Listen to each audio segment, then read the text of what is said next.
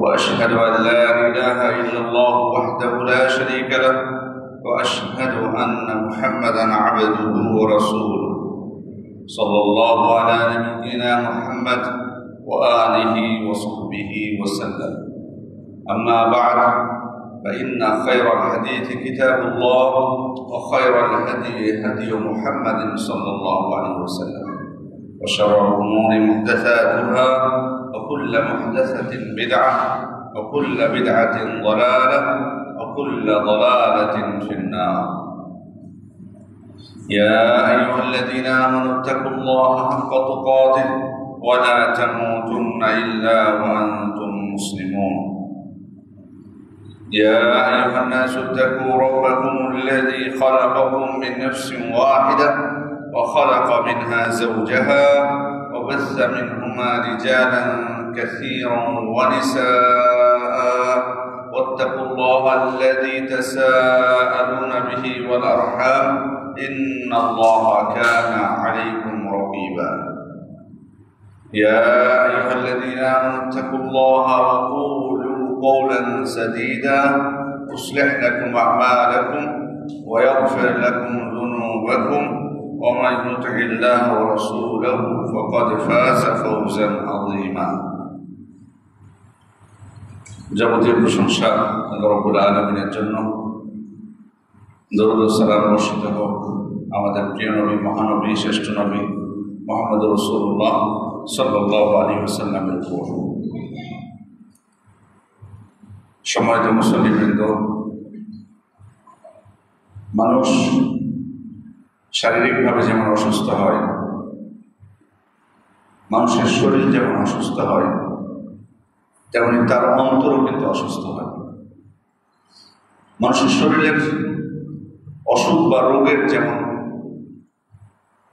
সংখ্যা অনেক, বিভিন্ন প্রকারের রোগে আক্রান্ত হয়, সবাই কিন্তু একই রোগে আক্রান্ত হয় না, বিভিন্ন প্রকার রোগে আক্রান্ত হয় শারীরিকভাবে। তেমনি অন্তরের যে সমস্ত রোগগুলো আছে সেগুলো কিন্তু একই রোগে কেউ আক্রান্ত হয় না, বিভিন্ন ধরনের রোগে আক্রান্ত হয়। অন্তরের অসুস্থতা বা রোগের মধ্যে অন্যতম একটা রোগ হচ্ছে অহংকার। এই অহংকারটা আসলে কি? অহংকার বলতে আমরা কি বুঝি? আল্লাহ রাসূল সাল্লাল্লাহু আলাইহি ওয়াসাল্লাম তিনি নিজেই অহংকারের সংজ্ঞা আমাদেরকে বলেছেন। তিনি একদিন বলছেন, লা ইয়াদখুলুল জান্নাতা মান কানা ফি কলবিহি মিসকালু যাররাতিন মিন কিবর। সহিহ মুসলিমের বর্ণনা। তিনি বলছেন, যার অন্তরে অনুপরিমাণ অহংকার আছে সে জান্নাতে প্রবেশ করবে না। সাহাবীদের মধ্যে একজন জিজ্ঞেস করছেন আল্লাহ রাসূল সাল্লাল্লাহু আলাইহি ওয়াসাল্লামকে, ইন্না রাজুলা ইউহিব্বু আন ইয়াকুনা সাওবুহু হাসান ওয়া না'লুহু হাসানা। একজন ব্যক্তি চায় যে তার পোশাকটা সুন্দর হোক, তার জুতাগুলো সুন্দর হোক। তখন আল্লাহ রাসূল সাল্লাল্লাহু আলাইহি ওয়াসাল্লাম উত্তরে বলছেন, ইন্নাল্লাহা জামিল ইউহিব্বুল জামাল। আল্লাহ তাআলা সুন্দর, তিনি সৌন্দর্যকে ভালোবাসেন, পছন্দ করেন। অহংকার কি? আল কিবর বাতারুল হক ওয়া গামতুন নাস। অহংকার তো হলো হককে প্রত্যাখ্যান করা এবং মানুষকে তুচ্ছ-তাচ্ছিল্য করা, হেয় প্রতিপন্ন করা।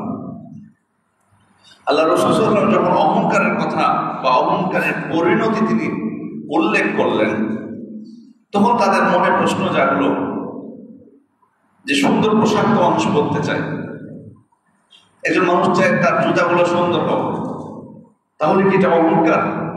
কেউ যদি ভালো পোশাক পরে, ভালো জুতা পরে, তাহলে কি তাকে জাহান্নামে যেতে হবে? সে জান্নাতে যেতে পারবে না। সেজন্য স্পষ্ট হওয়ার জন্য তারা প্রশ্ন করলেন। আল্লাহ রাসূল সাল্লাল্লাহু আলাইহি ওয়াসাল্লাম সে সম্ভাবনাকে নাকচ করে দিলেন। বললেন, না, একজন ব্যক্তি যদি সুন্দর পোশাক পরতে চায় পরতে পারে, একজন ব্যক্তি সুন্দর জুতা পরতে চাইলে পরতে পারে, কারণ আল্লাহ তাআলা তো এটা পছন্দ করেন। তিনি সুন্দর, তিনি সুন্দরকে পছন্দ করেন। সুতরাং কাপড়, ভালো পোশাক পরিধান করা, ভালো জুতা পরিধান করা এটা অহংকার নয়। তাহলে অহংকারটা কি? অহংকারটা হচ্ছে আল্লাহ রাসূল বলেছেন হককে প্রত্যাখ্যান করা, সত্যকে মানতে চায় না, সত্য স্পষ্ট করে দেওয়া হচ্ছে তবুও মানতে নারাজ, এটা হচ্ছে অহংকার। কেন আপনি মানবেন না? সত্য আপনার কাছে স্পষ্ট, এরপর মানুষকে হেয় প্রতিপন্ন করা, ছোট করা, লাঞ্ছিত করা, এটা অহংকার। তাহলে এখান থেকে যে বিষয়টা বোঝা গেল, পোশাককে অহংকার বা নিরহংকারের মাপকাঠি করা যাবে না। আমাদের মধ্যে অনেকে এটা আছে অভ্যাস, যে অনেক সময় অহংকারী তো বলি, নিরহংকারীও বলে দিই মানুষের পোশাক দেখে, ও ওনাকে দেখলাম যে এরকম এরকম পোশাক পরে আছে, কত নিরহংকারী ব্যক্তি। না, এ মন্তব্য আপনার ভুল। আপনি শুধুমাত্র পোশাকের উপর ভিত্তি করে কাউকে নিরহংকারী বলতে পারেন না। পোশাকের উপর ভিত্তি করে যদি আপনি বলেন, তাহলে আল্লাহ রাসূল তো নাকচ করেছেন সেটা। তিনি তো বলেননি যে কারো পোশাক খারাপ হলে তাকে আপনি নিরহংকারী বা ছেঁড়া হলে আপনি নিরহংকারী বলবেন না, বরং আল্লাহ তাআলা চান সুন্দর পোশাক যাতে আমরা পরিধান করি। সম্মানিত উপস্থিতি, এই জন্য এই অহংকার অত্যন্ত খুবই নিন্দনীয় একটি অন্তরের অসুখ। অন্য একটি হাদিসে কুদসির মধ্যে আল্লাহ তাআলা বলছেন, সুনানে আবু দাউদের বর্ণনা, আল্লাহ রাসূল সাল্লাল্লাহু আলাইহি ওয়াসাল্লাম বলছেন, ইন্নাল্লাহা আওহা ইলাইয়া, আল্লাহ তাআলা আমার কাছে ওহী করেছেন। কি ওহী করেছেন? আন তাওয়াদউ, তোমরা পরস্পর বিনয়ী হও, হাত্তা লা ইয়াবগিয়া আহাদুন আলা আহাদ, যাতে কেউ কারো উপর জুলুম না করে, ওয়ালা ইয়াফকারা আহাদুন আলা আহাদ, কেউ কারো উপর গর্ব না করে, অহংকার না করে। তাহলে এটিও আল্লাহ তাআলার আদেশ। আল্লাহ তাআলা আদেশ করেছেন যাতে আমরা বিনয়ী হই, আর আমরা কারো উপর জুলুম না করি, কারো উপর গর্ব না করি। শাইখুল ইসলাম ইবনে তাইমিয়া রাহমাতুল্লাহ আলাইহি তিনি বলছেন, আত-তাকাব্বুরু শাররুম মিনাশ শিরক, অহংকারটা শিরকের থেকে বেশি খারাপ। অহংকার শিরকের থেকে বেশি খারাপ। আমরা জানি যে সব থেকে বড় পাপ হলো শিরক, কোনো সন্দেহ নাই, এটা আমাদের সব থেকে বড় পাপ। আল্লাহ তাআলা অন্য পাপ ক্ষমা করলেও শিরকের পাপ তওবা না করলে আল্লাহ ক্ষমা করবেন না, এটা ভালো করে আমাদের জানা। অথচ উনি বলছেন যে শিরকের থেকে নিন্দনীয় নিকৃষ্ট পাপ হচ্ছে অহংকার। কেন বললেন তিনি? কোন দৃষ্টিকোণ থেকে? উনি বলছেন, ফাইনাল মুতাকাব্বির ইয়াতাকাব্বারু আন ইবাদাতিল্লাহ, অহংকারী ব্যক্তি আল্লাহর ইবাদত থেকে অহংকার বশত মুখ ফিরিয়ে নেয়। ওয়াল মুশরিক ইয়াবুদুল্লাহ ওয়া গায়রাহু, আর মুশরিক যে হয় সে আল্লাহরও ইবাদত করে, আল্লাহর সাথে অন্য কেউ শরীক করে। মানে উনি এখানে কি বোঝাতে চেয়েছেন? উনি বোঝাতে চেয়েছেন যে প্রকৃত অহংকারী হচ্ছে যে আল্লাহ তাআলার ক্ষেত্রে অহংকার করে। ইন্নাল্লাযীনা ইস্তাকবিরুনা আন ইবাদাতি সায়াদখুলুনা জাহান্নামা দাখিরিন, যারা অহংকার বশত আমার ইবাদত থেকে মুখ ফিরে নেয় তারা লাঞ্ছিত হয়ে জাহান্নামে প্রবেশ করবে, আল্লাহ তাআলা বলেছেন। প্রকৃত অহংকারী হচ্ছে কে? যে আল্লাহর ইবাদত থেকে মুখ ফিরে থাকে। এই জন্য উনি বলছেন যে অহংকার করে কেউ যদি আল্লাহর ইবাদত না করে, তাহলে সে ওই মুশরিকের থেকে খারাপ যে মুশরিক আল্লাহর ইবাদত করে এবং তার সাথে অন্য কাউকে শরীক করে। মূলত পার্থক্যটা এখানে করেছেন, যে এটা না যে আল্লাহর ইবাদত করে একজন ব্যক্তি হয়তো মনের মধ্যে তার কিছুটা ফখর আছে, ওই ব্যক্তি উদ্দেশ্য না। এখানে উদ্দেশ্য হলো ওই ব্যক্তি যে অহংকার বশত আল্লাহর ইবাদত থেকে বিরত থাকে, সে হলো প্রকৃত অহংকারী। তাকে খারাপ বলেছেন মুশরিকের থেকে, কারণ মুশরিক আল্লাহর ইবাদত করে, অন্য কারোর ইবাদত করে। সম্মানিত উপস্থিতি, ইবনুল কাইয়্যিম রাহমাতুল্লাহ আলাইহি তিনি বলছেন, সকল পাপের উৎস হলো তিনটা। সকল পাপের উৎস হলো তিনটা। একটা হলো অহংকার। অহংকারের কারণে কিন্তু মানুষ অনেকগুলো পাপ করে। আর উনি উদাহরণ দিয়েছেন যে ইবলিস, অহংকারের কারণে কিন্তু আল্লাহর আনুগত্য সে করেনি। আল্লাহ তাআলা আদম আলাইহিস সালামকে সিজদা দিতে বলেছেন, কিন্তু সিজদা দেয়নি অহংকারের কারণে। তারপরে লোভ, অতিরিক্ত লোভ বা লোভ, এটাও কিন্তু পাপের একটা উৎস। লোভের কারণে মানুষ অনেক পাপে জড়িয়ে পড়ে। উনি উদাহরণ দিয়েছেন আদম আলাইহিস সালামের, যে আদম আলাইহিস সালাম জান্নাত থেকে বের হওয়ার পিছনে মূল কারণটা ছিল কিন্তু এই লোভ। তৃতীয় বিষয় হচ্ছে হিংসা, হিংসা বিদ্বেষ থেকে মানুষ অনেক পাপ করে। যেমন আদম আলাইহিস সালামের দুই পুত্রের মধ্যে দ্বন্দ্ব হয়েছিল, সেটা কিন্তু ছিল হিংসা বিদ্বেষ কেন্দ্রিক। হিংসা করে কিন্তু একজন আরেকজনকে হত্যা করেছে। এই জন্য ইবনুল কাইয়্যিম রাহমাতুল্লাহ আলাইহি তিনটাকে তিনি বলছেন যে এই তিনটা জিনিস, অহংকার, হিংসা এবং লোভ, পাপের মূল। অহংকারের কি নিদর্শন প্রকাশিত হয়? প্রথম নিদর্শন হচ্ছে যে, যেমনটা আমরা অহংকারের সংজ্ঞায় বলেছি, সত্যকে প্রত্যাখ্যান করে। আল্লাহ তাআলা বলছেন, ইন্নাহুম কানু ইযা কিলা লাহুম লা ইলাহা ইল্লাল্লাহ ইস্তাকবারু। যখন তাদেরকে লা ইলাহা ইল্লাল্লাহ দাওয়াত দেওয়া হয় তখন তারা অহংকার করে। যখন তাদেরকে বলা হয় তোমরা আল্লাহর সাথে অন্য কেউ শরীক করছো কেন, কেন এক আল্লাহকে বাদ দিয়ে অন্যর ইবাদত করছো, গাছপালার মূর্তির চন্দ্র সূর্য থেকে এগুলোর ইবাদত করছো কেন, তখন তারা অহংকার করে। স্পষ্টভাবে তাদেরকে বলে দেওয়া হয় আল্লাহ হচ্ছেন আমাদের রব, তিনি আমাদের সৃষ্টিকর্তা, তিনি সারা বিশ্ব পরিচালনা করছেন, সব কিছুর মালিক হচ্ছেন তিনি, তিনি জীবন দেন, তিনি মৃত্যু দেন। অতএব ইবাদত করতে হলে তারই ইবাদত করতে হবে, তার সাথে অন্য কাউকে শরীক করার কোনো সুযোগ নেই। এত সুন্দর করে বুঝিয়ে দেওয়ার পরও তারা মানতে চায় না, অহংকার। তবে অহংকারী ব্যক্তি সত্যকে প্রত্যাখ্যান করে, এটা তার অন্যতম বিষয়। জেদ করে ভুলের উপর অটল থাকে, জেদ করে ভুলের উপর সে অটল থাকে। এবং এটা শুধু মক্কার মুশরিকরা নয়, বর্তমানেও আপনি বহু মানুষকে পাবেন শিরকের মধ্যে লিপ্ত, মুসলিম নামধারী শিরকের মধ্যে লিপ্ত, বেদাতের সাথে লিপ্ত, বেদাতের সাথে সংযুক্ত। কিন্তু আপনি যখন বলবেন, দাওয়াত দিবেন, সে দাবি করবে যে আমার পূর্বপুরুষদেরকে দেখেছি যে এটার উপর ছিল এভাবে। যতই আপনি তাকে দলিল দেবেন মানতে চাইবেন, তার দলিল হচ্ছে কি পূর্বপুরুষরা, আমাদের বাবা দাদারা এটা করে গেছে। কোরআন এবং সুন্নাহ দলিল দেওয়ার পরও কেউ যদি বাবা দাদাদের দোহাই দিয়ে মিথ্যার উপর ভুলের উপর অটল থাকে, এটা হচ্ছে সব থেকে বড় অহংকার। এটা মূলত অহংকারের কারণে। আপনি সত্যকে কেন প্রত্যাখ্যান করছেন? ভুল হতেই পারে, মানুষ ভুল করতে পারে, এটা মেনে নিতে হবে। এই জন্য যখন আপনার কাছে আমার কাছে স্পষ্ট হয়ে যাবে যে আল্লাহ তাআলার বিধান হচ্ছে এটা, রাসূল সাল্লাল্লাহু আলাইহি ওয়াসাল্লাম এটা করতে বলেছেন, তারা যেটা করেছেন এটা আল্লাহ রাসূল সাল্লাল্লাহু আলাইহি ওয়াসাল্লাম করতে বলেননি, আল্লাহ রাসূল সাল্লাল্লাহু আলাইহি ওয়াসাল্লাম নিজেও করেননি, সাথে সাথে তওবা করে ফিরে আসতে হবে।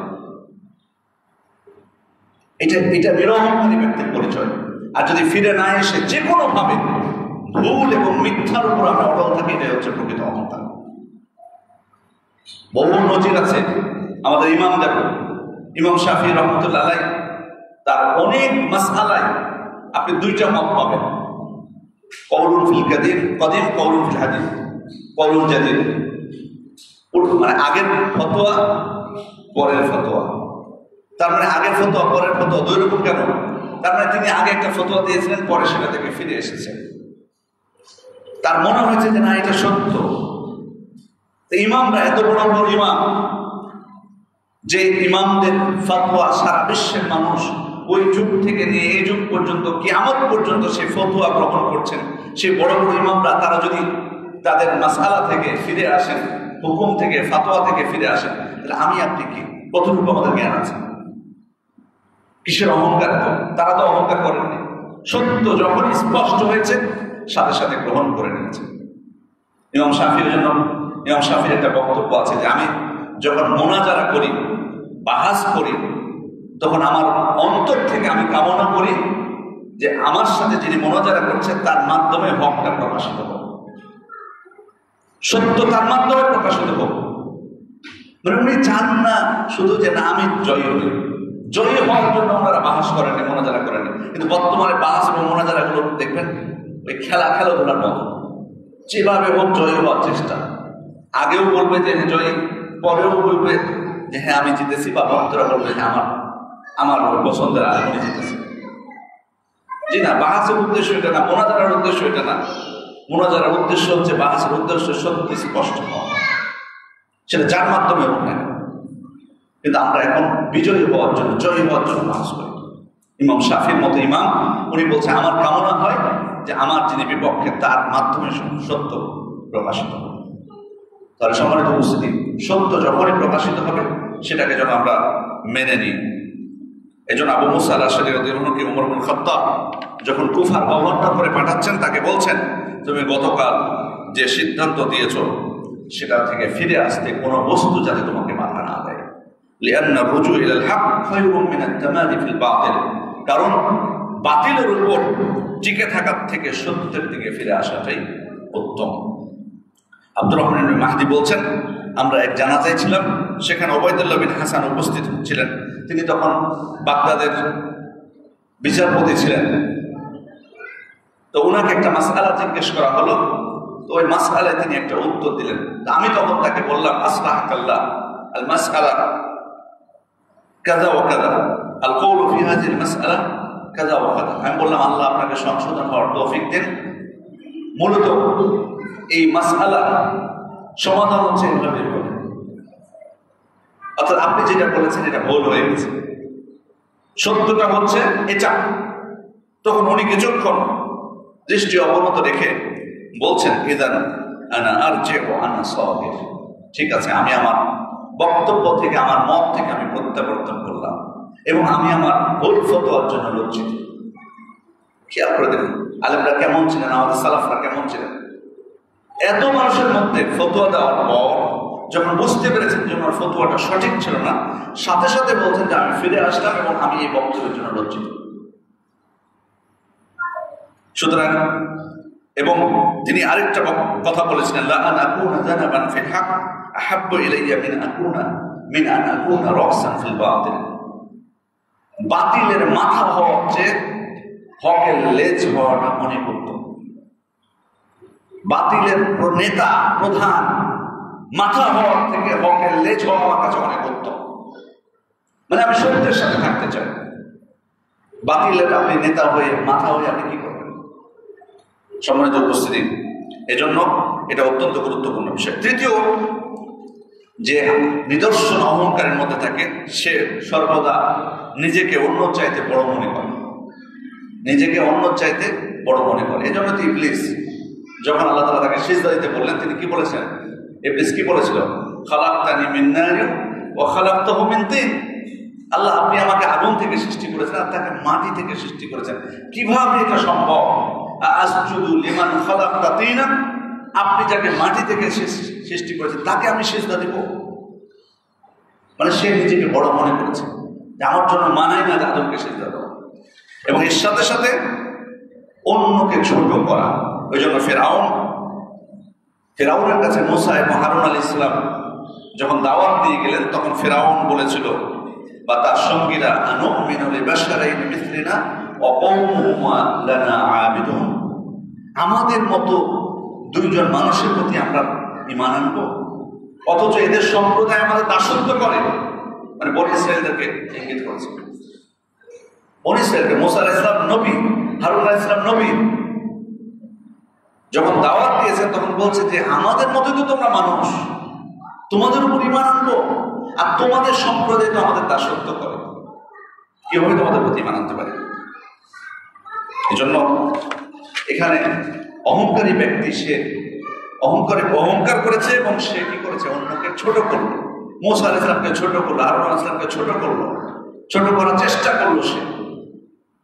এজন্যই মক্কার বড় বড় লিডাররা যখন আল্লাহ রাসূল সাল্লাল্লাহু আলাইহি ওয়াসাল্লাম দাওয়াত দিচ্ছিলেন, তখন তারা বলল যে মুহাম্মদ সাল্লাল্লাহু আলাইহি ওয়াসাল্লাম, আপনার সাথে বসতে রাজি আছি, কিন্তু আপনার পাশে যে ওই লোকগুলো বসে আছে ওরা তো সব থেকে নিচু মানুষ আমাদের কাছে। বেলাল, খুবাইব, সোহাইব, কোথা থেকে এসছে ওরা? ওরা আপনার কাছে থাকা অবস্থায় আপনার সাথে আমরা বুঝতে পারবো। এই নিচু শ্রেণীর মানুষ তারা আমাদের সমান। আল্লাহ তাআলা সাথে সাথে আয়াত নাযিল করলেন, ওয়ালা তাতরুদিল্লাযিনা ইয়াদউনা রাব্বাহুম বিল গাদাতি ওয়াল আশি ইউরিদুনা ওয়াজহা। অর্থাৎ সকাল সন্ধ্যায় যারা আল্লাহ তাআলাকে ডাকে এবং তার সন্তুষ্টির জন্যই শুধুমাত্র তার কাছে প্রার্থনা করে, আপনি তাদেরকে আপনার থেকে বের করে দিবেন না। মানে তাদের কথায় আপনি বের করে দিবেন তাদেরকে না, কারণ তারাই তো একনিষ্ঠ হবে আল্লাহ তাআলাকে ডাকে সকাল সন্ধ্যায়। মা আলাইকা মিন হিসাবিহিম মিন শাই, তাদের হিসাবের দায়িত্ব আপনার উপর নয়।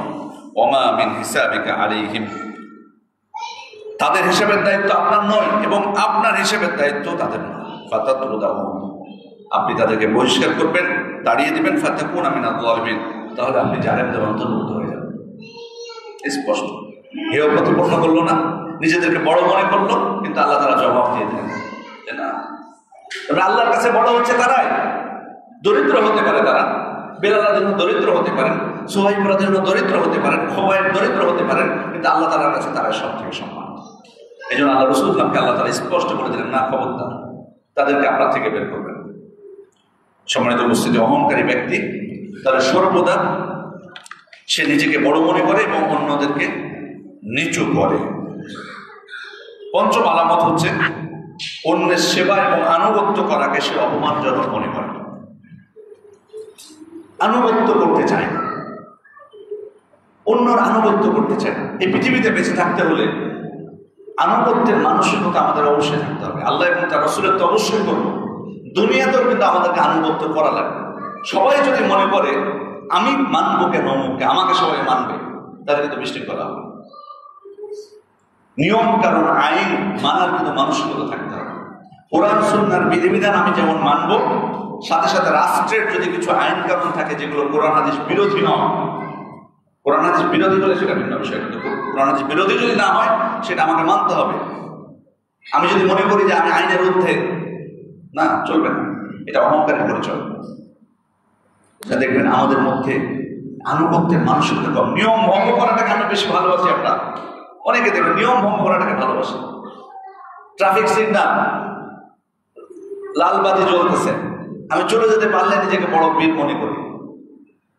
উল্টো রাস্তা দিয়ে, এক রাস্তা দিয়ে যাবে আর এক রাস্তা দিয়ে আসবে, যেটা আসতেছে সেটা দিয়ে যদি আমি যেতে পারি এটাকে আমি বড় মনে করি। কে আমাকে বাধা দেওয়ার আছে? আমাকে তুমি চিনো? ট্রাফিককে লক্ষ্য করে বলে আমাকে তুমি চিনো? এই জন্য এই দেশের মানুষ কত যে নিজে আনুগত্য করাটাকে অপছন্দ করে তার প্রমাণ দেখুন। ঢাকা শহরে আপনি যাবেন, বিশেষ করে বা শহরগুলোতে, সেখানে দেখবেন প্রতিটা সিগন্যালে পুলিশ দাঁড়িয়ে আছে। একটা দুইটা না, প্রত্যেকটা চারটা, অনেক সময় চার রাস্তার মোড় যখন হয় দেখবেন প্রত্যেকটা সিগন্যালের ওখানে দুইজন করে, কিছু কিছু সিগন্যালে দুইজন করে দাঁড়িয়ে থাকতে হয়। কারণ কি? রেড সিগন্যাল পড়লেও মানে না, চলে যায়, তখন ওই পুলিশ যে আটকায় জোর করে। আপনি বাইরে যান, বাইরের দেশগুলোতে, কমপক্ষে সৌদি আরবে তো আপনারা গেছেন হজ করতে, আপনি যে দেখেন তো সেখানে কোনো পুলিশ, কোনো সিগন্যালে কোনো পুলিশ আছে? অন্য দেশে যান নাই। সিগন্যাল থাকবে তো পুলিশ থাকার দরকার নেই, কারণ তাদের আইন মানার প্রবণতা আছে, কিন্তু আমাদের মধ্যে না। এই কারণে এতগুলো পুলিশ দাঁড়িয়ে থাকতে হয়, তাও বাধা দিতে পারে না। কারণ আমরা নিজেদেরকে, এটা কিন্তু অহংকারের নিদর্শন একটা। সম্মানিত উপস্থিতি, এই জন্য নিয়ম যেটা আছে সেটা যদি কোরআন এবং সুন্নাহ বিরোধী না হয়, সেটা মানার ক্ষেত্রে যেন আমরা গাফলতি না করি। অনেক স্থান আছে সেখানে আপনাকে আনুগত্য করতে হবে। আপনি প্রতিষ্ঠানের স্টুডেন্ট, কোনো প্রতিষ্ঠানের ওখানে একজন প্রিন্সিপাল আছে, একজন অধ্যক্ষ আছে, তার আনুগত্য আপনাকে করতে হবে। তিনি যে নিয়ম দেবেন সেটা আপনাকে মানতে হবে। আপনি সেখানে টিচার, সেখানে আপনি এমন হতে পারে যে আপনি একজন টিচার এবং সাথে সাথে একটা বড় একজন ব্যবসায়ী, আপনার একটা বড় ব্যবসা প্রতিষ্ঠান আছে। আপনার ব্যবসা প্রতিষ্ঠানে আপনার যারা শ্রমিক তারা আপনার আনুগত্য করবে, কিন্তু আপনি যখন ওই প্রতিষ্ঠানে যাবেন তখন আপনার যিনি প্রিন্সিপাল তার আনুগত্য আপনাকে করতে হবে। এটা হচ্ছে নিয়ম, এটাই নিয়ম। আপনি যদি মনে করেন কে সে, এটা আমার থেকে ছোট বয়সে, কেন করব? বয়স দিয়ে কথা নেই, আল্লাহ তাআলা তাকে এই জায়গায় বসিয়েছেন, আমাকে আনুগত্য করতে হবে। সম্মানিত উপস্থিতি, অতএব এই জন্য, কারণ আমি যদি আনুগত্য না করি, নিয়ম না মানে বিশৃঙ্খলা হবে, এটাই সত্য বিষয়। এই জন্য আল্লাহ তাআলা বলছেন, তিলকা দারুল আখিরাতু নাজআলুহা লিল্লাযিনা লা ইউরিদুনা উলুওয়ান ফিল আরদি ওয়ালা ফাসাদা। পরকালের ওই গৃহ অর্থাৎ জান্নাত আমি বানিয়েছি তাদের জন্য যারা দুনিয়াতে অহংকার করে না এবং বিশৃঙ্খলাও করে না। সুতরাং এই যে নিদর্শন বা আলামত, সেটা থেকে আমাদেরকে বিরত থাকতে হবে। অহংকারী ব্যক্তি নিজেকে অভাবমুক্ত মনে করে, মনে করে যে সে অন্য কারো মুখাপেক্ষী নয়। এটা অহংকারের আরেকটা নিদর্শন। মনে করে যে সে কারো মুখাপেক্ষী নয়, কিন্তু আসলে এই দুনিয়াতে আমরা কেউ এটা দাবি করতে পারবে না যে আমি অমুখাপেক্ষী, যতই আপনার থাকবো না কেন। ধরুন আপনার অনেক টাকা পয়সা আছে, বহু টাকা পয়সা আছে, সবকিছু পারবেন আপনি টাকা পয়সা দিয়ে। আপনি কোথাও যাবেন, আপনার এমন রাস্তা আছে আপনি গাড়ি দিয়ে যেতে পারবেন না, আপনার রিক্সাতে উঠাবেন, রিক্সাওয়ালাকে ছাড়া চলতে পারবেন। বহু টাকা পয়সা আছে, কৃষকরা যদি ধান উৎপাদন না করে আল্লাহ তাআলার রহমতে, আপনি খাবেন কি দিয়ে? টাকা থাকলে খেতে পাবেন? বহু সময় আছে, অনেক সময় আছে মানুষের কাছে টাকা থাকে কিন্তু খেতে পায় না। আছে আপনারও পরিস্থিতি, আপনি দেখবেন পকেটে অনেক টাকা কিন্তু খাবার খুঁজে পাচ্ছেন না আপনি। আজকে এরকম পরিস্থিতির মধ্যে পড়তে হতে পারে। বাজারে অনেক সময় সংকট দেখা যায় না, অনেক কিছু, টাকা তো আছে, আপনার সমস্যা নেই। এই জন্য নিজেকে কোনো সময় অভাবমুক্ত মনে করা যাবে না, সবকিছু সম্ভব। একজন মানুষ আরেকজন মানুষের সহযোগিতার মুখাপেক্ষী হতে পারে। সাহায্য আল্লাহ তাআলার কাছে আমরা চাইবো, কিন্তু সহযোগিতা প্রয়োজনে দুনিয়াতে থাকতে হবে। আপনি ডাক্তার হয়েছেন, ভালো, আপনি ডাক্তার, অনেক বড় ডাক্তার, অনেক আপনার উপার্জন, কিন্তু ইঞ্জিনিয়ারকে আপনার প্রয়োজন হতে পারে। আপনি পারবেন সবকিছু করতে? আপনাকে ফাতোয়ার জন্য আলেমদের কাছে যাওয়া লাগবে। আপনি একজন বড় আলেম, অনেক বড় স্কলার, কিন্তু আপনি নিজেকে পারবেন শুধু নিজেকে নিয়ে চলতে? অনেক ফাতোয়ার ক্ষেত্রে, অনেক ফতোয়ার ক্ষেত্রে আপনাকে ডাক্তারদেরকে জিজ্ঞেস করতে হবে অনেক কিছু, আর অন্যদেরকে জিজ্ঞেস করা লাগবে, সহযোগিতা লাগবে। আপনার ফতোয়ার ক্ষেত্রে সহযোগিতা লাগবে। এই জন্য একজন আরেকজনের সহযোগিতা ছাড়া এই দুনিয়াতে চলতে পারবে না। এই জন্য কেউ যেন মনে না করে যে আমি অমুখাপেক্ষী। টাকা থাকলে এত সহজ না। আমরা এই দুনিয়াতে একজন আরেকজনের প্রতি মুখাপেক্ষী, এটাই বাস্তবতা। কিন্তু অহংকারী ব্যক্তি সে নিজেকে মনে করে না আমার প্রয়োজন নেই কারো সহযোগিতা, আমি একা 100। আল্লাহ তাআলা সেটাই বলছেন, কাল্লা ইন্নাল ইনসানা লায়াতগা, কখনো নয়, মানুষ অবশ্যই সীমা লঙ্ঘন করে। আর ইস্তাগনা, সে নিজেকে অভাবমুক্ত মনে করে। কিন্তু আমাদের প্রত্যেকেরই দুনিয়াতে আল্লাহ তাআলা এমনভাবে পাঠিয়েছেন, এটাই পরীক্ষা। পরিপূর্ণভাবে সবাই সবকিছু নিজে নিজেই করতে পারে। ফার্মেসি না থাকলে আপনি ওষুধ কি করবেন? টাকা আছে আপনার বহু, ধরুন ফার্মেসি নেয় আশপাশে, দেখেন না আপনার অনেক সময় একটা ওষুধের জন্য, রক্তের জন্য, আমি বহু দেখেছি এরকম, বহু মানুষকে দেখেছি, বহু টাকা পয়সাওয়ালা মানুষ হসপিটালে যে সিট পাচ্ছে না, ঘুরে বেড়াচ্ছে, নিচে বেডে শুয়ে আছে। এসব কিছু হয় টাকা দিয়ে সম্ভব। এই জন্য মনে করতে হবে যে আমি দুনিয়াতে আমার কাছে মানুষ যেমন সহযোগিতা দিচ্ছে, আমারও প্রয়োজন অন্যদের থেকে সহযোগিতা।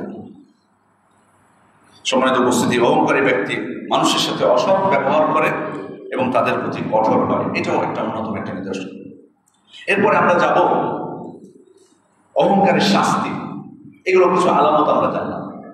অহংকারের শাস্তি অলরেডি খুতবার প্রথমে কিন্তু বলে দিয়েছে, জান্নাতে প্রবেশ করবে না যার অন্তরে অনুপরিমাণ অহংকার থাকবে।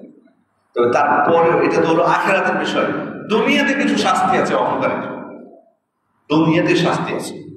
1 নম্বর শাস্তি হচ্ছে, অহংকারী ব্যক্তি দুনিয়াতে সে যেটা মনে করে সেটার বিপরীতটা সে পায়। অহংকারী ব্যক্তি নিজেকে বড় মনে করে না, সে মনে করে যে মানুষ আমাকে বড় করবে, আমি বড়।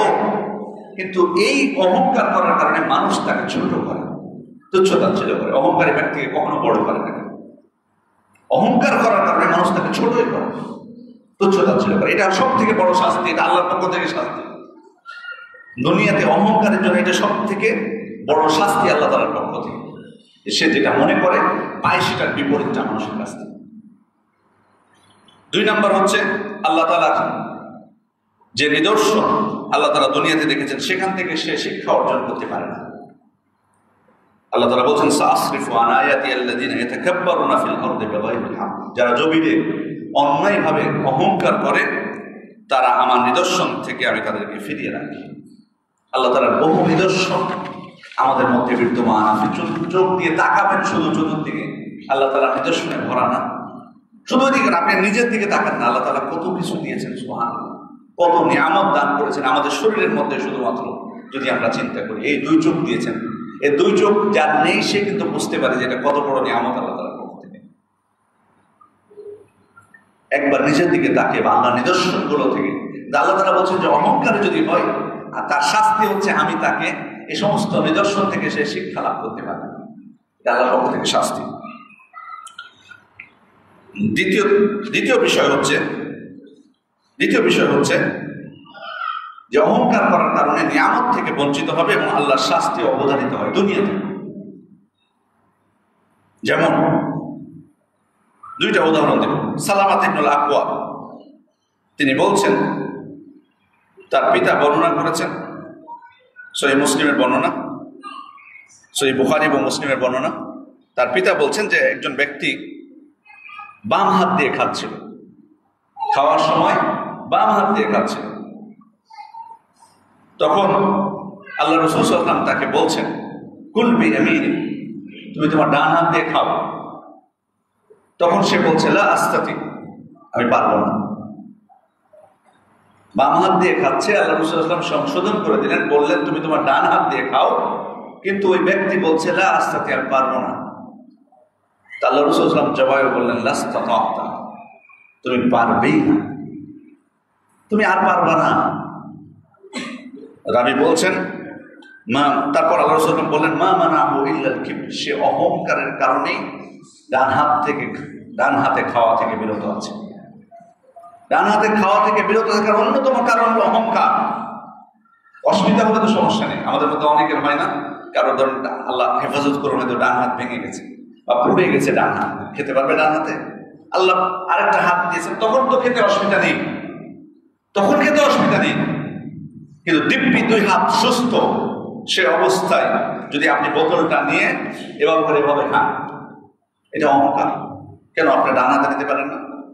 সমস্যা কি? ওই ব্যক্তি কেন পারবে না বলেছে, এটা অহংকার বসত। না পারবো না, আমি বাম হাতে খেয়ে ছোট থেকে বড় হয়েছি বাম হাতে, আমাদের বংশের ঐতিহ্য এটা, আমি কাউকে দেখি না, সবাই বাম হাতে খায় সবসময়। দেখেন না স্টাইল এটা অনেক মানুষের, বহু মানুষকে দেখবেন চায়ের স্টলের পাশ দিয়ে যাবে, দেখবেন এক হাতে সিগারেট নেয় ডান হাতে, এটা আবার খুব মূল্যবান জিনিস, আর বাম হাতে নেয় চা একসাথে। দেখেন আপনারা দেখেছেন নিশ্চয়, একসাথে খায়, এটা আবার হয়তো অন্যরকম টেস্ট। এটা চা বাম হাতে আর ডান হাতে সিগারেট ধূমপান, বাম হাতে একবার করে চা খায়। আমি খেতে অনুমতি দিচ্ছি না, কিন্তু কমপক্ষে নিকৃষ্ট জিনিসটা তো বাম হাতে নিতে পারতেন, আর ভালো জিনিসটা যেটা হালাল সেটা তো ডান হাতে নিতে পারতেন। অহংকার, আপনি যতই বলেন ফিরে আসবে না, এটাকে সেই স্টাইল মনে করে, সে নিজেকে বড় মনে করে এটার মাধ্যমে এটা করতে পেরেছিল। সম্মানিত উপস্থিতি, এরপরে হচ্ছে দুনিয়াবী শাস্তির আরেকটা উদাহরণ আল্লাহ রাসূল সাল্লাল্লাহু আলাইহি ওয়াসাল্লাম বলছেন, সহিহ মুসলিমের বর্ণনা এটি, বাইনামা রাজুলুন ইয়াতাবাখতারু ইয়ামশি ফি বুরদাইহি, একজন ব্যক্তি দুইটি চাদর নিয়ে অহংকারের সাথে চলাফেরা করছিল। ওয়া আজাবাতহু নাফসুহু, সে নিজেকে অনেক ভালো মনে করছিল, বড় মনে করছিল। ফাখাসাফাল্লাহু বিহিল আরদ, আল্লাহ তাআলা তখন শাস্তি স্বরূপ তাকে জমিনে ধসিয়ে দিলেন, পুঁতে দিলেন। ফাহুয়া ইয়াতাজালজালু ফিহা ইলা ইয়াউমিল কিয়ামা, কিয়ামত পর্যন্ত এই ব্যক্তি মাটির নিচে ঢুকতেই থাকবে, ধসতেই থাকবে। অহংকারের শাস্তি শুধুমাত্র দুইটা চাদর পরিধান করেছে অহংকার করে, আল্লাহ তাআলা তাকে জমিনে পুঁতে দিয়েছেন, ডুবিয়ে দিয়েছেন কিয়ামত পর্যন্ত। শুধু না, কিয়ামত পর্যন্ত ও নিচে যেতেই থাকবে। কত বড় শাস্তি অহংকার! সুতরাং আল্লাহ তাআলা কাকে কি শাস্তি দেবেন আমরা জানি না, অতএব আমাদের মুসলিম হিসাবে আমাদের উচিত হচ্ছে বিনয়ী হওয়া আল্লাহ তাআলার জন্য। সম্মানিত উপস্থিতি, এই হলো কিছু সংক্ষিপ্তভাবে দুনিয়ার শাস্তি। এবার আখিরাতের শাস্তি। আল্লাহ রাসূল সাল্লাল্লাহু আলাইহি ওয়াসাল্লাম থেকে সাব্যস্ত হয়েছে, ইমাম সহিহ ইবনে হিব্বানে এসেছে হাদিসটি, সালাসাতুন লা ইউসআলু আনহু, তিন প্রকার ব্যক্তিকে তাদের সম্পর্কে কোনো প্রশ্ন করা হবে না। এক প্রকার হচ্ছে রজুলুন ইউনাজিউল্লাহ ফি রিদাইহি, যে আল্লাহর সাথে তার চাদর নিয়ে টানাহেঁচড়া করে। আল্লাহর সাথে, আল্লাহ তাআলার চাদর নিয়ে তার সাথে টানাহেঁচড়া করে, ঝগড়া বিবাদ করে। আল্লাহ তাআলার চাদর কোনটা? তিনি বলছেন ফাইন্না রিদাআহু আল কিবরিয়া, অহংকার হচ্ছে আল্লাহর চাদর। অহংকার হচ্ছে আল্লাহর চাদর, এটা তার সাথে মানে। অহংকার যদি করেন তিনিই করবেন অহংকার। মানুষ হিসেবে আমি না, আমার কি আছে আমি অহংকার করবো? কি আছে? সবকিছু আল্লাহ তাআলার দেওয়া। তাহলে কিসের জন্য আমি অহংকার করি? এই অহংকার করা মানে হলে তার সাথে আমি বিবাদে লিপ্ত হয়েছি, তার অধিকারে আমি হস্তক্ষেপ করছি। এই প্রকার ব্যক্তির কথা আল্লাহ রাসূল বলছেন, তাদেরকে কোনো প্রশ্নই করা হবে না, তার মানে ডাইরেক্ট সমাধান। এই জন্য অন্য হাদিসে আল্লাহ রাসূল বলছেন, ইন্না আবগাদাকুম ইলাইয়া ওয়া আবআদাকুম মিন্নি মাজলিসান ইয়াউমাল কিয়ামাহ, তোমাদের মধ্যে কিয়ামতের দিন আমার কাছে সবথেকে ঘৃণিত ব্যক্তি এবং আমার থেকে সবথেকে দূরে থাকবে তিন প্রকার ব্যক্তি। আস্তারুন, এক প্রকার হচ্ছে যারা বাঁচা, বেশি কথা বলে, বিনা প্রয়োজনে কথা বলে। এই জিহ্বাটা কিন্তু আল্লাহ তাআলা আমাদেরকে দিয়েছেন, এটা কিন্তু প্রত্যেকটা যেটাই আমরা উচ্চারণ করব, আমরা এই যে হাত দিয়েছেন, কলম দিয়ে যেটাই লিখবো অথবা আঙ্গুল দিয়ে যেটাই লিখবো, মোবাইলে হোক বা যেতে, সবকিছু কিন্তু হিসাব আল্লাহ তাআলার কাছে দিতে হবে, প্রত্যেকটা কথা। আল্লাহ রাসূল বলছেন বাচাল যারা, এরপরে হচ্ছে দৃষ্ট নির্লজ্জ, আর 3 নাম্বার হচ্ছে আল মুতাফাইহিকুন, অহংকারী যারা। এই 3 প্রকার ব্যক্তি আল্লাহ রসুল রামের কাছে সব থেকে ঘৃণিত, এবং কিয়ামতের দিন তারা সব থেকে আল্লাহ রসুল রাম থেকে দূরে থাকবে। এরপরে হচ্ছে শুধু তাই নয়, অন্য হাদিসে আল্লাহ রসুল বলছেন, মুসনাদে আহমদের বর্ণনা, মান তাআল্লামা ফি নাফসি, যে ব্যক্তি নিজেকে বড় মনে করে, আও ইফতালা ফি মিশিয়াতিহি, অথবা অহংকার করে হাঁটাচলা করে, চলাফেরা করে, লাকি আল্লাহ ওয়া হুয়া আলাইহি গাদবান, সে কিয়ামতের দিন আল্লাহর সাথে সাক্ষাৎ করবে এমন অবস্থায় আল্লাহ তার উপর রাগান্বিত থাকবে। তা দেখুন কতগুলো পরিণতি আল্লাহ রাসূল সাল্লাল্লাহু আলাইহি ওয়াসাল্লাম বর্ণনা করেছেন অহংকারে। শুধু তাই নয়, সুনানে তিরমিজির আরেকটি বর্ণনা, আল্লাহ রাসূল সাল্লাল্লাহু আলাইহি ওয়াসাল্লাম বলেছেন, ইউহশারুল মুতাকাব্বিরুন ইয়াওমাল কিয়ামা আমসালাল যাররি ফি সুওয়ারির রিজাল, কিয়ামতের দিন অহংকারীরা, আল্লাহ তাআলা অহংকারীদেরকে কিয়ামতের দিন ছোট্ট পিঁপড়ার ন্যায় মানুষের আকৃতিতে একত্রিত করবেন। ছোট্ট পিঁপড়ার মতো, পিঁপড়ার আকৃতিতে, পিঁপড়ার মতো আকৃতিটা মানুষেরই থাকবে, কিন্তু তার সে হবে ছোট্ট, হবে একবারে পিঁপড়ার মতো। এভাবে আল্লাহ তাআলা একত্রিত করবেন অহংকারীদেরকে মানুষের আকৃতিতে, কিন্তু পিঁপড়ার সমান। কেন কেন এটা কারণটা কি? কারণ এটা শাস্তি তার। কারণ দুনিয়াতে সে নিজেকে বড় মনে করত, এই কারণে আখিরাতে আল্লাহ তাআলা তাকে এমন ক্ষুদ্র করে দেবে, ছোট করে দেবে। মানুষ হলেও তার আকৃতিটা হবে পিঁপড়ার সমান। তারপর বলছেন তিনি, ইয়াকশাহুমুযুল্লু মিন কুল্লি মাকান, চতুর্দিক থেকে লাঞ্ছনা তাকে পরিবেষ্টন করে ফেলবে, লাঞ্ছিত হবে সে কিয়ামতের দিন। কারণ হাসরের ময়দানে যারা একত্রিত হবে তাদেরকে পায়ে পিষ্ট করে দেবে। নর্মালি আমরা যখন হাঁটাচলা করি, আমরা পিঁপড়া দেখে হাঁটি, পা দিয়ে পিষ্ট করে ফেলি না? তো তাদের আকৃতি যেহেতু পিঁপড়ার সমান হবে, অন্যান্য মানুষরা তাদেরকে পিষ্ট করে চলে যাবে। এটা কত বড় লাঞ্ছনা তাদের, অহংকারী ব্যক্তিদের। কারণ দুনিয়াতে সে অহংকার করেছে, নিজেকে বড় মনে করেছে। শাস্তি শুধু তাই নয়, আল্লাহ রাসূল সাল্লাল্লাহু আলাইহি ওয়াসাল্লাম বলছেন, ফায়ুসাকুনা ইলা সিজদিন ফি জাহান্নাম ইউসাম্মা বুলাস, বুলাস নামক কারাগারের দিকে তাদেরকে টেনে, এটা জাহান্নামের একটা কারাগার, সেই কারাগারের দিকে তাদেরকে নিয়ে যাওয়া হবে। তা'লুহুম নারুন আনিয়ার, আগুন তাদেরকে গ্রাস করবে। ইউসকাউনা মিন উসারাতি আহলিন নার তিনাতিল খাবার, অর্থাৎ জাহান্নামীদের গলিত পুঁজ এবং রক্ত তাদেরকে পান করানো হবে। জাহান্নামীদের গলিত পুঁজ এবং রক্ত তাদেরকে পান করানো হবে অহংকারীদেরকে। এগুলো হলো শাস্তি। তার মানে ফলাফল কি? যে অহংকার যদি কেউ করে, জান্নাতে তার স্থান হবে না।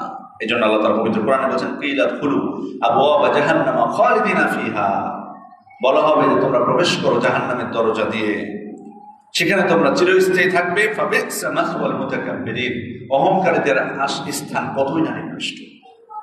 তাহলে সম্মানিত উপস্থিতি, এগুলো থেকে স্পষ্টভাবে যেটা আমরা বুঝতে পারলাম সেটা হচ্ছে অহংকারীদের পরিণাম হচ্ছে আখিরাতে জাহান্নাম। দুনিয়াতেও লাঞ্ছনা, আখিরাতেও লাঞ্ছনা। অহংকার দূর করার কিভাবে আমরা করতে পারি? এক নম্বর বিষয় হচ্ছে নিজেকে চেনা। নিজেকে চিনতে হবে, আমি আসলে কে, আমার পরিচয়টা জানা দরকার। নিজেকে যদি আমি জানতে পারি, মৃত্যুর বিষয়টা যদি স্মরণ করতে পারি, কিসের এত অহংকার? আপনি এক মুহূর্তের মধ্যে আপনার জীবন শেষ হয়ে যেতে পারে না। তাহলে এত অহংকার, এত দাপট, এত ক্ষমতা আপনি দেখাচ্ছেন কেন? কিসের এত ক্ষমতা? যদি নিজেকে চিনতাম, নিজের বিষয়টা বুঝতে পারতাম, স্মরণ করতে পারতাম যে আমি এই দুনিয়াতে এসেছি, আমি কতক্ষণ থাকতে পারবো, এটা আমার হাতে না।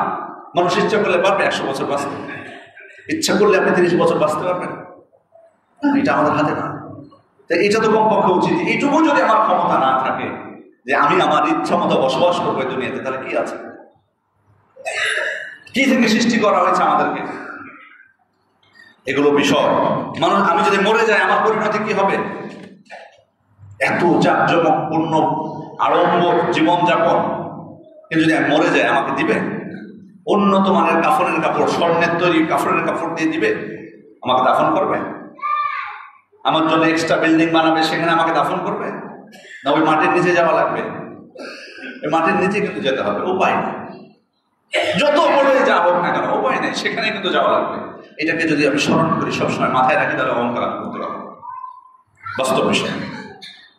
এই জন্য মালিক ইবনে দিনার একজন ব্যক্তি, তার মুহাল্লাব ইবনে আবি সফরা নামক একজন ব্যক্তি তার সামনে দিয়ে যাচ্ছে, অহংকার করে, তখন তিনি তাকে বলছেন, আমা আলিমতা আন্নাহা মিশিয়াতুন ইয়াকরাহুল্লাহ, তুমি জানো না এরকম হাঁটাকে আল্লাহ তাআলা অপছন্দ করেন? তুমি এভাবে হাঁটছো কেন? এটা তো অহংকারীদের হাঁটা, এভাবে হাঁটছো কেন? এটা তো আল্লাহ অপছন্দ করেন। তখন সে জবাবে বলছে, আমা তা'রিফুনি, তুমি আমাকে চেনো না? বলেন না আমাদের সমাজে কিন্তু একটু মানুষ দেখবেন, আপনি যদি কিছু ভালো কথা বলেন বলবে আমাকে চেনো, মানে সে বিশাল কিছু, সে বড় নেতা বা বহুত বড় বংশের লোক, ওই কমে উনি বলছেন আমাকে চিনো, তুমি তুমি আমাকে উপদেশ দিচ্ছ। মালিক ইবনে দিনারকে উল্টো বলছেন আমাকে চিনো। তখন মালিক ইবনে দিনার বলছে, হ্যাঁ আমি তোমাকে চিনি। কি তুমি? বলছে, আউয়ালুকা নুতফাতুন মাদিরা, তোমার জীবনের শুরুটা হলো এক ফোঁটা বীর্য, এক ফোঁটা নিক্ষিপ্ত বীর্য। ওয়া আখিরুকা জিফাতুন কাদিরা, তোমার শেষ হচ্ছে পচা নোংরা লাশ, তোমার এটা শেষ পরিণতি। ওয়া বাইনা যালিকা ওয়া আনতা ফীমা বাইনা যালিকা তাহমিলুল আদিরা, আর এই দুইয়ের মধ্যে তুমি শুধু নোংরামি বহন করো। এই দুইয়ের মধ্যে মানে আমাদের জীবন এবং মৃত্যুর মাঝখানের সময়টা প্রত্যেকের মধ্যে, এখন প্রত্যেক মানুষের মধ্যে কিছু ভিতরের অবস্থা নাকি সবকিছু কি ভালো? আমাদের এই যে প্রস্রাব, পায়খানা, কফ ভরা না মানুষের ভিতরে, এগুলো তো বহন করছে সবসময় মানুষ বহন করছে এগুলো কি ভালো জিনিস? এটাই উনি বোঝাতে চাচ্ছেন যে তুমি কে, চিনি তো তোমাকে।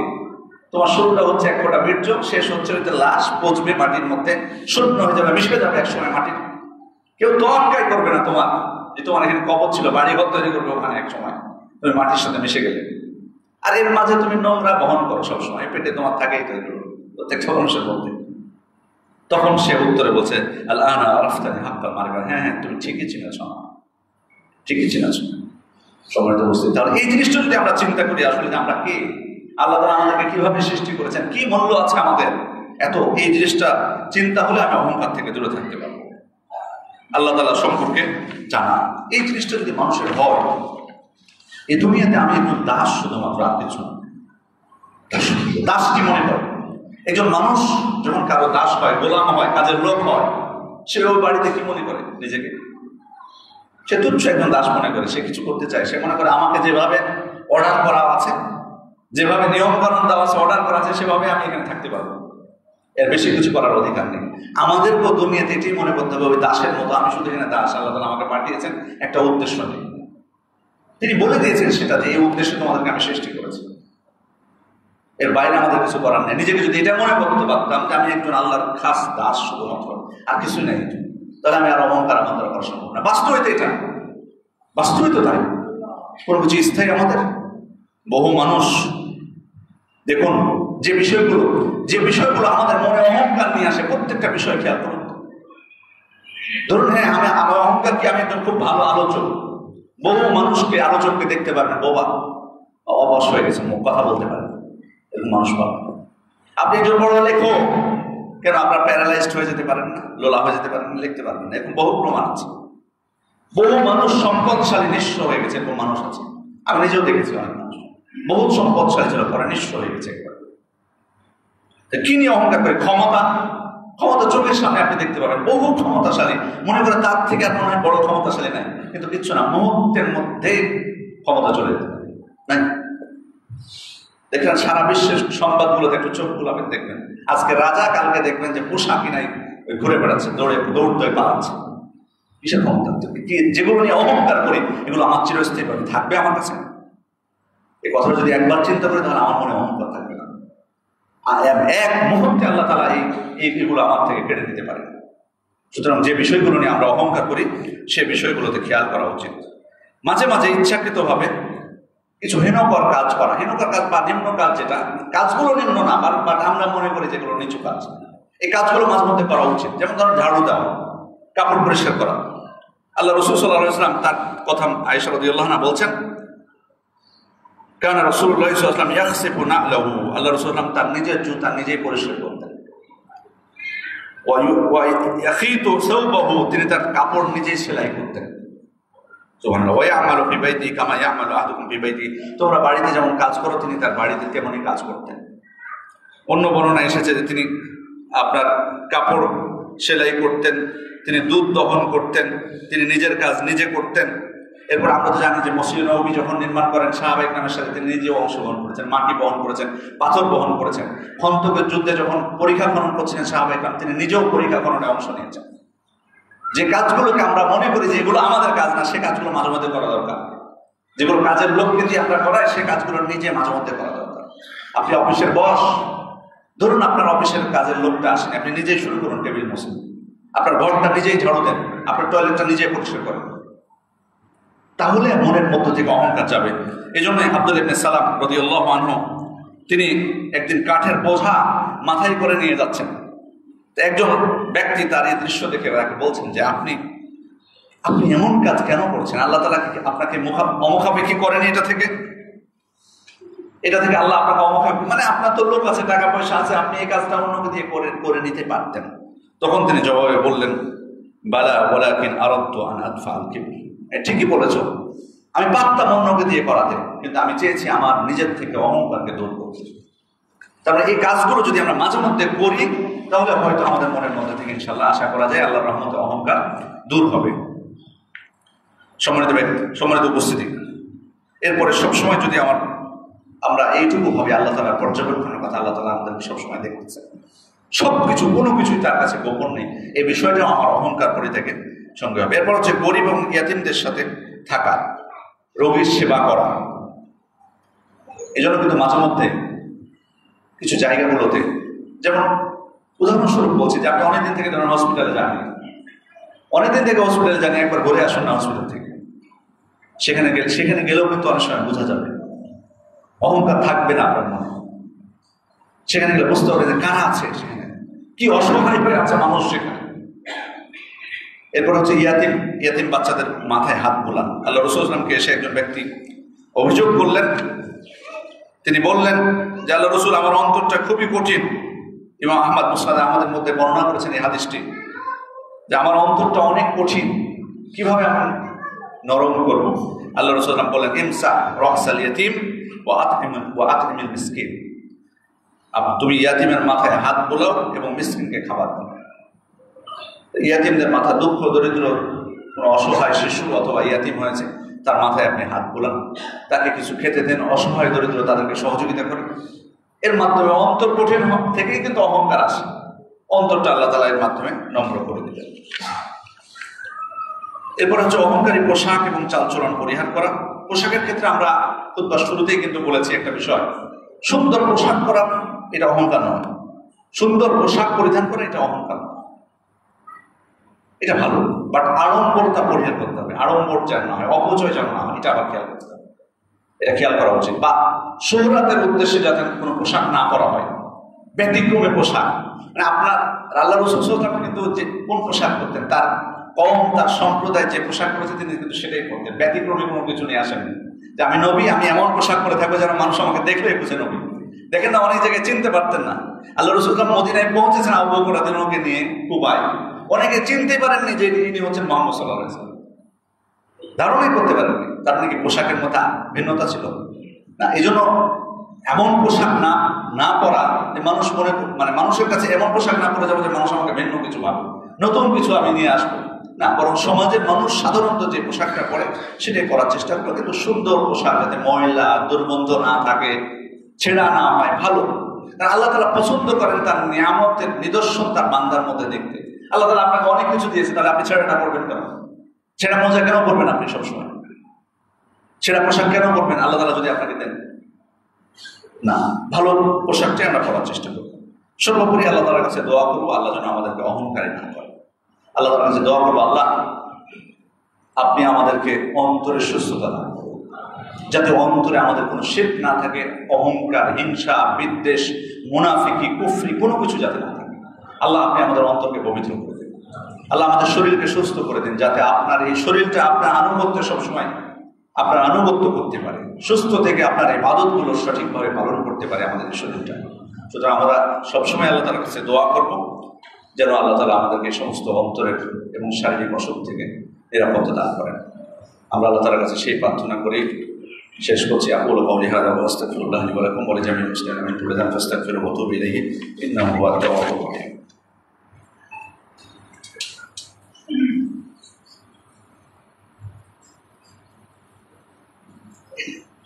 إن الحمد لله نحمده ونستعينه ونستغفره ونعوذ بالله من شرور أنفسنا ومن سيئات أعمالنا من يهده الله فلا مضل له ومن يضلل فلا هادي له وأشهد أن لا إله إلا الله وحده لا شريك له وأشهد أن محمدا عبده ورسوله صلى الله على نبينا محمد وآله وصحبه وسلم أما بعد فإن الله أمركم بأمر بدأ فيه بنفسه وثنى بملائكة قدسه وثلث بكم أيها المسلمون فقال عز من قائل عليما إن الله وملائكته يصلون على النبي يا أيها الذين آمنوا صلوا عليه وسلموا تسليما وقال صلى الله عليه وسلم من صلى عليه صلاة صلى الله عليه عشرا اللهم صل على محمد وعلى آل محمد كما صليت على إبراهيم وعلى آل إبراهيم إنك حميد مجيد اللهم بارك على محمد وعلى آل محمد كما باركت على إبراهيم وعلى آل إبراهيم إنك حميد مجيد وارض اللهم عن الخلفاء الراشدين والأئمة المهديين أبي بكر وعمر وعثمان وعلي وعن سائر أصحاب النبيين والتابعين ومن تبعهم بإحسان إلى يوم الدين اللهم أعز الإسلام والمسلمين اللهم أذل الشرك والمشركين اللهم انصر المسلمين في كل مكان ربنا آتنا في الدنيا حسنة وفي الآخرة حسنة وقنا عذاب النار ربنا ظلمنا أنفسنا وإن لم تغفر لنا وترحمنا لنكونن من الخاسرين আমরা দোয়া করব আমাদের মধ্যে যারা অসুস্থ আছেন তাদের জন্য আন্তরিকভাবে আল্লাহ যেন তাদেরকে সুস্থতা দান করেন অনেকেই আমাদের অনেক ভাইয়েরা বিভিন্নভাবে বিপদ আপদে পড়েছেন বালা মুসিবতে জর্জরিত আছেন আমরা তাদের জন্য দোয়া করি আল্লাহ যেন তাদেরকে বিপদ মুক্ত করেন যারা মারা গেছেন আন্তরিকভাবে দোয়া করব তাদের জন্য আল্লাহ যেন তাদেরকে কবর আযাব থেকে রক্ষা করেন জান্নাতুল ফেরদাউস দান করেন آمين ربنا تقبل منا إنك أنت السميع العليم وتب علينا إنك أنت التواب الرحيم عباد الله يرحمكم الله إن الله يأمر بالعدل والإحسان وإيتاء ذي القربى وينهى عن الفحشاء والمنكر والبغي يعظكم لعلكم تذكرون فاذكروا الله يذكركم وادعوه يستجب لكم ولذكر الله أكبر والله يعلم ما تصنعون